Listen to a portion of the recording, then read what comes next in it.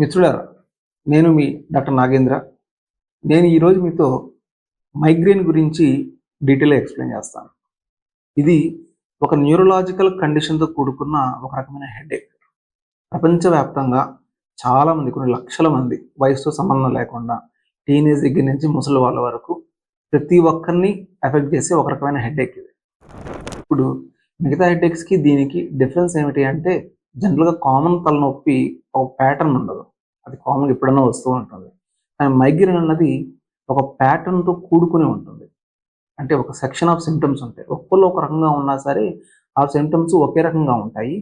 Plus triggering factors కూడా ఒకే రకంగా ఉంటాయి.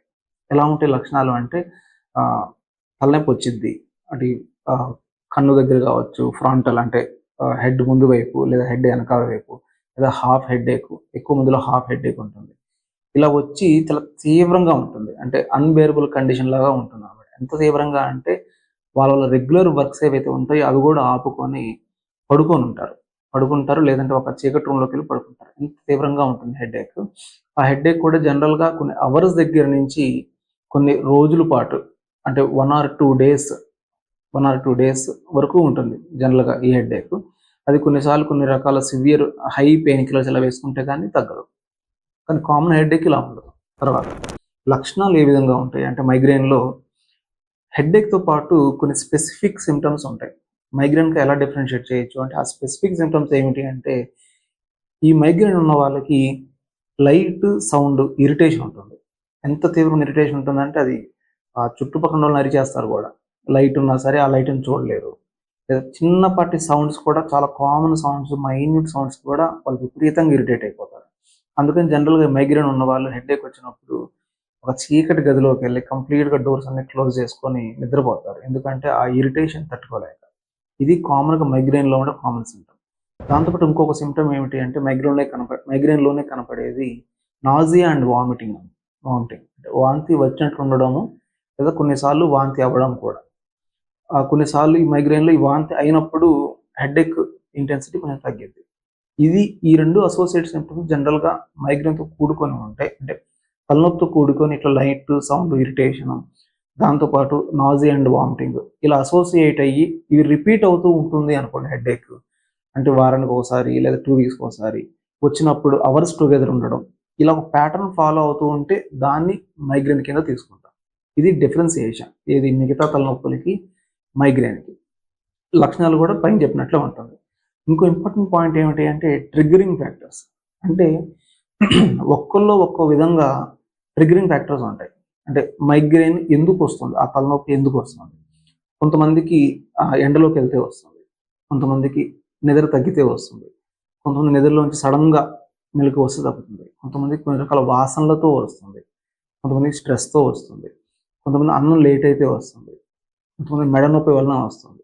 ఇలా చాలా ట్రిగ్గరింగ్ ఫ్యాక్టర్స్ ఉంటాయి. ఈ ట్రిగ్గరింగ్ ఫ్యాక్టర్స్ అన్నది మీరే ఐడెంటిఫై చేసుకోవాలి. ఒక్కొక్క విధంగా మీరే ఐడెంటిఫై చేసుకొని ఆ ట్రిగ్గరింగ్ ఫ్యాక్టర్ని సాధ్యమైనంత వరకు అవాయిడ్ చేయడానికి ట్రై చేయాలి. ట్రిగ్గరింగ్ ఫ్యాక్టర్స్ ఇది ఐడెంటిఫికేషన్. ట్రిగ్గరింగ్ ఫ్యాక్టర్స్ అన్నది ట్రీట్మెంట్లో భాగంగా ఫస్ట్ ఇంపార్టెంట్గా ఫాలో అవ్వాల్సింది ఇది. తర్వాత కాంప్లికేషన్స్. ఇలా మైగ్రేన్ వల్ల కాంప్లికేషన్స్ ఏమైనా ఉంటాయి. స్పెసిఫిక్గా కాంప్లికేషన్స్ ఏమి లేకపోయినా సరే మీ డే టు డే లైఫ్ ఏదైతే ఉంటుందో అది చాలా సిగ్నిఫికెంట్గా మైగ్రేన్ అనేది హ్యాంపర్ చేస్తుంది. అంటే quality of work, quality of time అన్నిటినీ విపరీతంగా హ్యాంపర్ చేస్తుంది.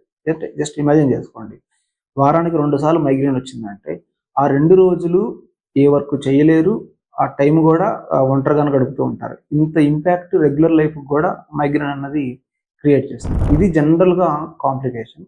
రేర్గా ఒక కాంప్లికేషన్ ఉంటుంది, మైగ్రాలెప్సీ అని అంటాం. రేర్గా ఒక కాంప్లికేషన్ అంటే, మైగ్రేన్ ఉన్నప్పుడు సివియర్ మైగ్రేన్ వలన వచ్చి ఒక రకమైన సూడో సీజర్స్ లేదా ఫిట్స్ అంటాం. అంటే రెగ్యులర్ ఫిట్స్ లాగా కనపడకపోయినా ఒక సూడో సీజర్ లాగా ఉంటాయి. వెరీ రేర్ కండిషన్ ఇది ఎక్స్ట్రీమ్ కాంప్లికేషన్లో ఉంటాయి. తర్వాత ఉన్న ట్రీట్మెంట్ ఆప్షన్స్ ఏమిటి? జనరల్గా నా సజెషన్ ఏమిటి అంటే, మైగ్రేన్కి కన్వెన్షనల్ ట్రీట్మెంటే బెస్ట్. అంటే మామూలుగా రెగ్యులర్ సిస్టమ్ ఆఫ్ మెడిసిన్లో దీనికి స్పెసిఫిక్ వైద్యం అంటూ ఏమీ లేదు. పెయిన్ కిల్లర్స్ వేసుకోవడం, ట్రిగ్గరింగ్ ఫ్యాక్టర్ని అవాయిడ్ చేసుకోవడం తప్పితే. కానీ ఆయుర్వేదిక్లో మైగ్రేన్ మేనేజ్మెంట్ చాలా ఎక్సలెంట్గా ఉంటుంది. ఎంత ఎక్సలెంట్గా ఉంటుందంటే పేషెంట్స్ ఇన్స్టెంట్ రిలీఫ్ ఉంటుంది, ప్లస్ డే నుంచి రిలీఫ్ అనేది స్టార్ట్ అవుతుంది. ఆయుర్వేదిక్‌లో కొన్ని రకాల థెరపీస్ ఉంటాయి. కొన్ని రకాల మెడికేషన్స్ కూడా ఉంటాయి. థెరపీస్ లైక్ విద్యాకర్మ అని కొన్ని స్టిమ్యులేటింగ్ పాయింట్స్ ఉంటాయి. విద్యాకర్మ లేదంటే మసాజెస్, లేదంటే సింపుల్ మెడికేషన్స్, నస్యం అంటే ముక్కులో డ్రాప్స్, ఇట్లా ఒక సెక్షన్ ఆఫ్ ఆయుర్వేదిక్ ట్రీట్మెంట్స్ ఉంటాయి.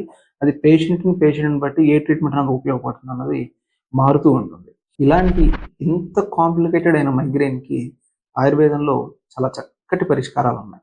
అలా అని చెప్పి మళ్ళీ లైఫ్ లాంగ్ మెడిసిన్ లేదంటే ట్రీట్మెంట్ తీసుకోవాల్సిన అవసరం లేదు. లైఫ్ లాంగ్ మెడిసిన్ వాడాల్సిన అవసరం కూడా లేదు. చాలా మందికి 1 వీక్‌లోనే మంచి రిజల్ట్స్ కనపడతాయి. చాలా కొద్ది మందికి మాత్రమే ఆ ట్రీట్మెంట్ అనేది లేదా మెడిసిన్ తీసుకోవడం అనేది ఒక 3 మంత్స్ వరకు టైం పట్టొచ్చు. అంతే తప్పితే మళ్ళీ లైఫ్ లాంగ్ మెడిసిన్స్ వాడాలన్న అన్నంత రిక్వైర్మెంట్ కూడా ఉండదు.